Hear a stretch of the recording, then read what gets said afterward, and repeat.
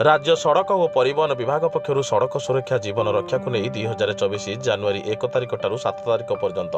समग्र राज्य में सड़क सुरक्षा जीवन रक्षा कार्यक्रम अनुष्ठित होता से परिप्रेक्षी में नयगढ़ जिला परिवहन विभाग अधिकारी प्रशांत कुमार परिडा तत्वावधान में जिलार समस्त हाईस्कल में सड़क सुरक्षा जीवन रक्षा को नहीं चित्रांकन प्रतियोगिता अनुष्ठित होता है। चित्रांकन प्रतियोगित नयगढ़ जिला नुआगां ब्लक अंतर्गत बाहाड़ाजोला सरकारी बालिका उच्च हाईस्कल 10म श्रेणी छात्री दीपिका साहू राज्य में द्वितीय स्थान अधिकार भुवनेश्वर लोकसभा भवन ठारे 6/3/2024 बुधवार दिन आयोजित कार्यक्रम में राज्य वाणिज्य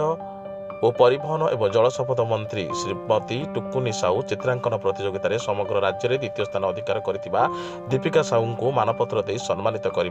पुरस्कृत करछंती अंचल बुद्धिजीवी विद्यालय छात्री सहपाठिनी और प्रधान शिक्षक सुभाष चंद्र साहू समेत विद्यालय समस्त शिक्षक शिक्षयित्री माने चित्रांकन प्रतियोगिता कृतित्व अर्जन राज्यर द्वितीय स्थान हासिल करथिबा 10ମ श्रेणी छात्री दीपिका साहू को शुभेच्छा जणाइछंती।